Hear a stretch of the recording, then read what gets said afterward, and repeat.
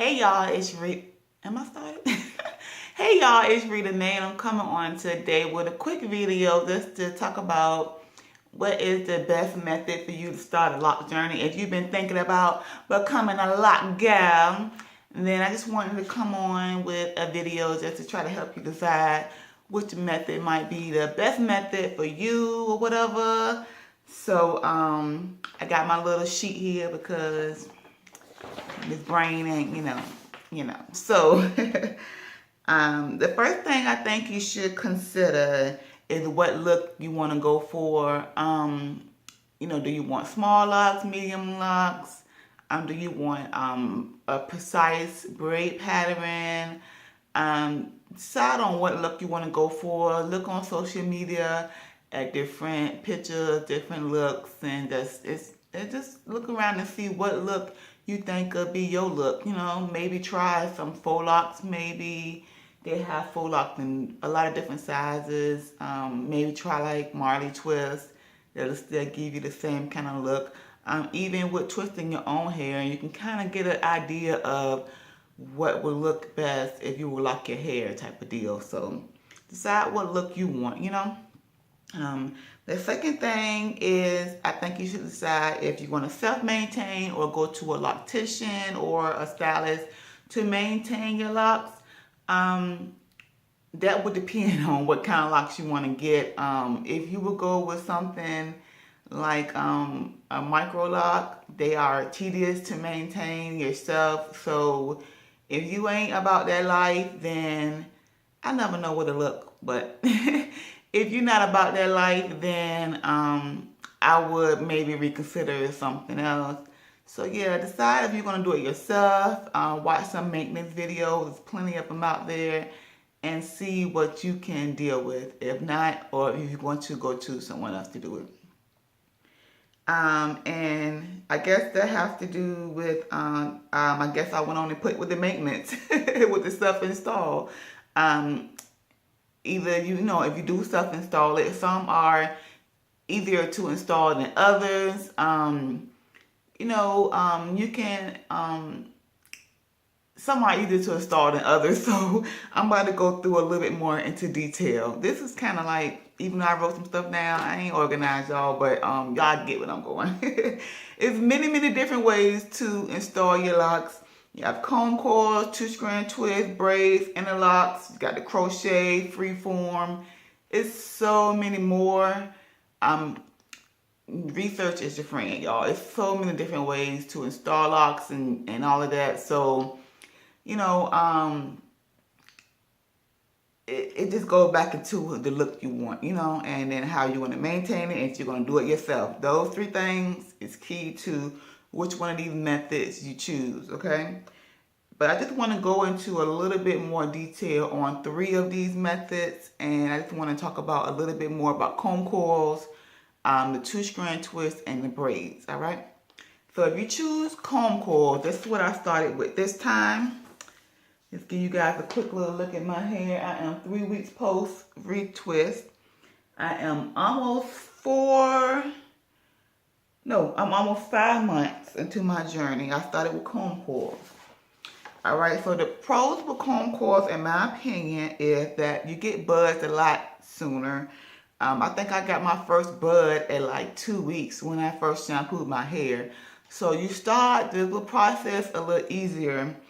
And I think you get that budding because your shrinkage is like automatic. Like soon as you wash your hair, that shrinkage is like, and that hair is starting to intertwine. So your hair don't have no choice but to start the budding process, So that's a pro because you want it to start to lock up and bud up and do its thing. So that's a pro.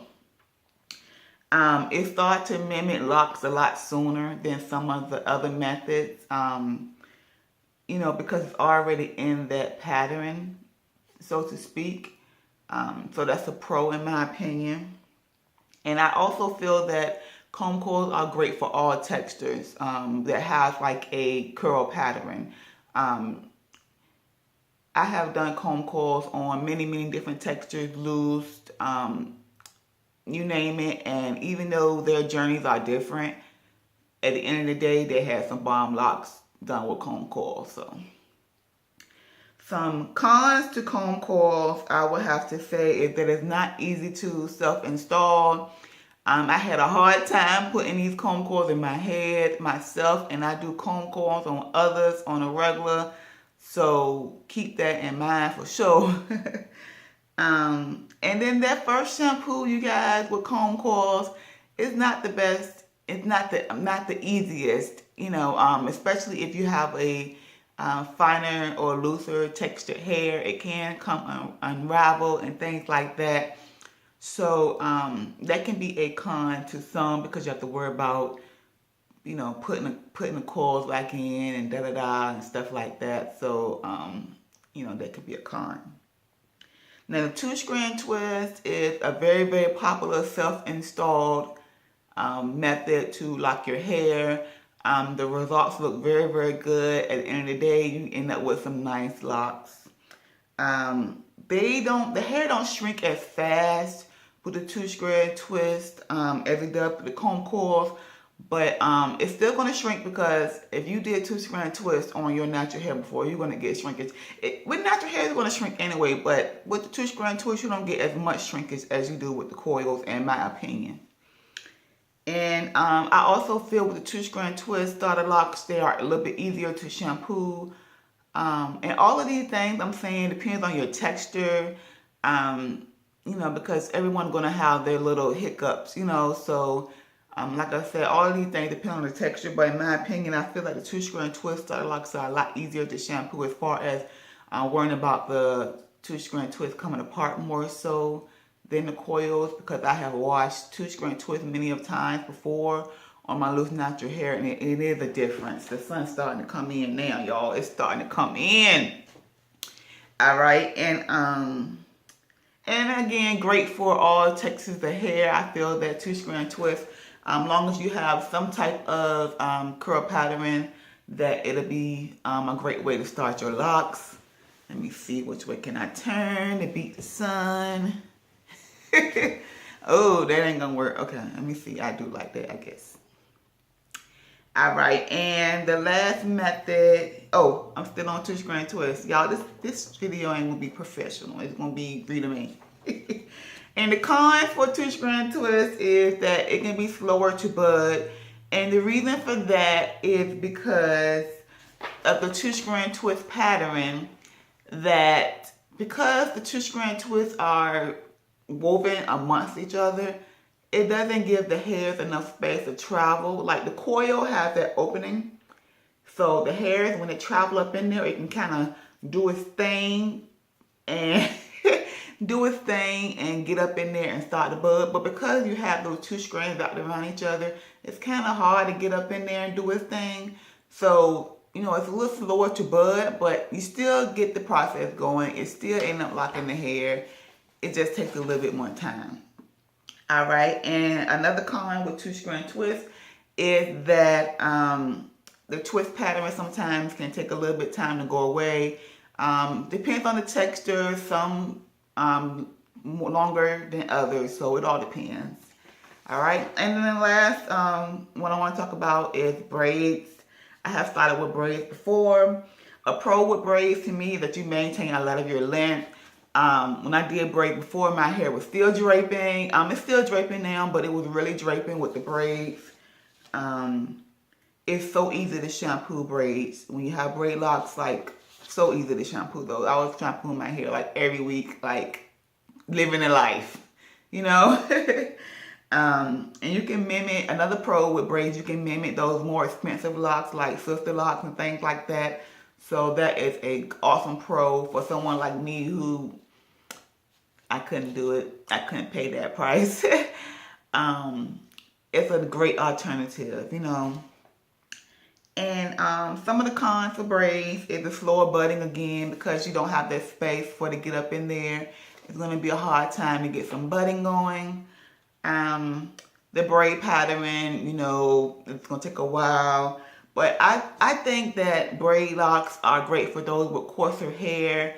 If your hair is kind of coarse, I think that the braid locks would be a great option, because I feel that the braid pattern kind of diminishes a little bit better on those with coarser hair than those with finer, silker hair from what I have seen. So that's just, it's 10 minutes long. I'm gonna go ahead and wrap it up, but I just wanted to just give you a little bit of insight. But the main three things is just to research the look you're going for. If you're going to self-install or go to a loctician, and that kind of interchangeably go with, are you going to maintain your hair yourself? So, all right. So if you're going to lock your hair, good luck on your journey. If you already locked your hair, I hope it is popping and doing what you want to do. If not, and not the end of the world, you can always do another journey.